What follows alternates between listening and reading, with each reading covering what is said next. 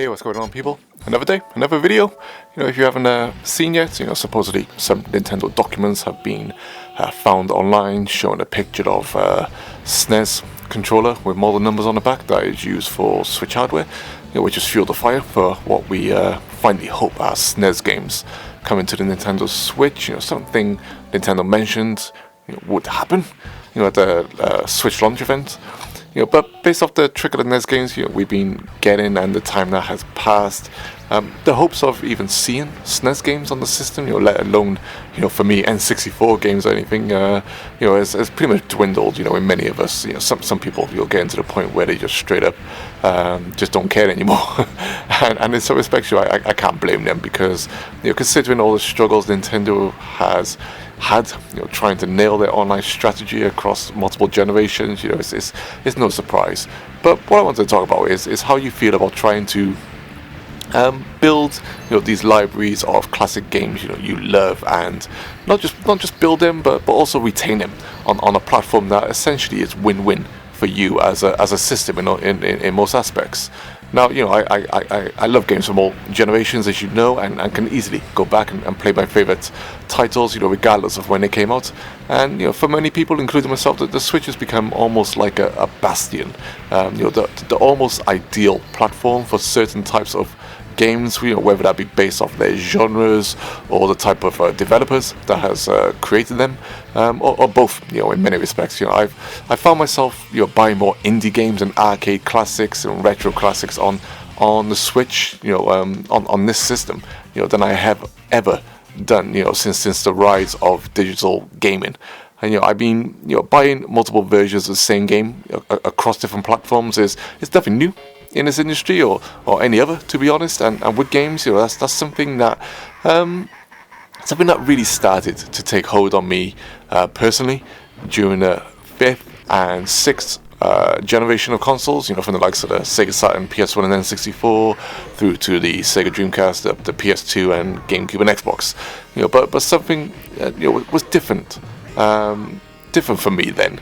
The main reason I started buying other versions of a game on another platform back then was mostly because there was essentially a somewhat better version of the game available. And when I mean a better version, I'm talking about back then when the difference between what, say, PCs could do compared to consoles, and even what arcades could still do compared to consoles was in many ways night and day. I rebought games like Rayman 2, which I first played on the N64, and I absolutely love that game. Then I bought it again on the Dreamcast as well because it just looked so much better. Same for a game like Legacy of Kain, Soul Reaver, which I first bought on the PlayStation 1. Technically that was incredible for the PS1. Then I also got the game later on the Sega Dreamcast, for the same reasons as Rayman 2. But then the trend, began to change as to what types of games I rebought and how I focused on a specific platform. That this time around, that I knew I'd greatly enjoy playing, that game more on because of the platform's nature, instead of how the game graphically looked. This changed, I feel, when the release of SNES games on the Game Boy Advance, where I rebought games like Link to the Past and Yoshi's Island on the Game Boy Advance, because I already owned those games on the SNES. But my SNES was still hooked up to my TV, and even back then, I'd still play my SNES, and I suppose what would be the point in me buying those games if they released on the GameCube? If I already had my SNES hooked up, other than just to own another physical copy.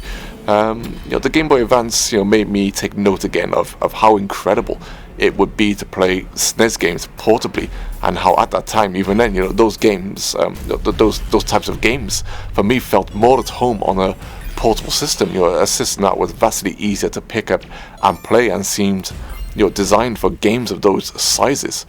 Compared to games, at that time on consoles, which were just getting bigger and longer as experiences unto themselves. And I remember seeing SNES games on the Game Boy Advance and thinking, oh my god, I can't believe we're playing these games portably. Even back then, that was incredible to see.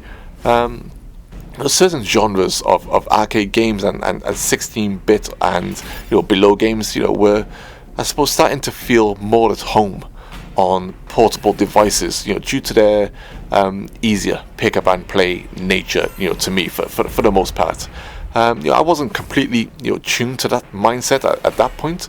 I still continued to buy other select games on consoles, on like the Wii Virtual Console, the 360 and the Wii U, but that could be because those games weren't on handheld yet, or perhaps I was just trying to finally get all of those classics I loved onto one ideal platform, and essentially the Wii U and this gamepad almost hit that spot until the Switch came along, which finally, I suppose, brings me to the whole point of this video. I don't have waffle on a bit, do I? Do you feel that you've finally reached the almost perfect place for retro gaming and the vast majority of indie gaming of a similar nature, I suppose, or design, with the Nintendo Switch as a hybrid console, one that allows you to play those games in a number of ways that feel right for that game on that platform. Whether it's due to the touchscreen or pointer controls for some games, the Tate mode for vertical arcade shoot 'em ups like Ikaruga, which I love, portable, or TV mode, for 2D platformers, fighting games, or beat 'em ups, etc. Just the types of games that for me now feel more at home on a device like a Switch. And this then begs the question: now that I have many of the older games I love on the Switch, with the promise of more to come, as well as a wide range of the best indie titles available, once more with more to come, will I ever have the desire to buy them again on future platforms if they were re-released, if they re-release them again? Currently, as I stand now, that desire has certainly waned greatly, as I haven't bought a downloadable game on my PS4 or PC in chronos. How long? As I don't see the point in being tied in one fixed position with those platforms for certain games now. And with SNES games, possibly on the horizon for the SNES, why would I buy another version of Link to the Past when the Switch allows me to play it as it was meant to be played on the TV, and now also preferably for me in portable mode, just like the Game Boy Advance allowed with the GameCube Game Boy Advance player. Would I personally buy another copy now of like Sonic Mania or Overcooked or SteamWorld Dig 2? When those games are absolutely ideal on the Nintendo Switch. You could argue that they later released another version of the game with lots of additional content, but would it be something truly substantial and amazing for me to want to pay full price again for the same game, but with extras, after all this time? Because I'm sure it'd be years and years before I even consider, if at all, buying those games again.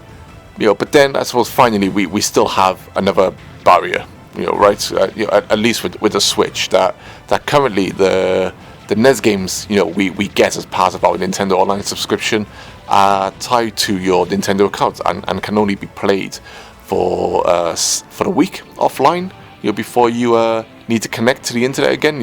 At least that's that I believe the last thing I read, that might have changed.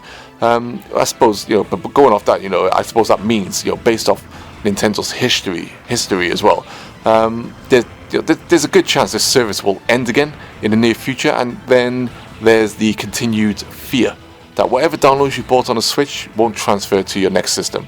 But as long as you have them downloaded on your current system, and the machine doesn't break, there's a good chance you'll have them for many years to come. But this is the digital age we live in, right? And why many of us still love and champion physical media. But based off everything as it is now, I can't see me ever buying another copy of Outrun on another platform, as an example. Mostly because I can't imagine what another future platform could introduce that would make playing Outrun an even more perfect experience than the version now. As well, as with me being utterly content with the quality of the Switch's screen resolution. But I laugh saying that, as I was perfectly fine with the way the 3DS screen resolution looked, when it came out, and going back to play the 3DS after playing the Switch, certainly raises some eyebrows. But yeah, at the same time, it doesn't bother me that much, to be honest, and I still play on a handheld even now.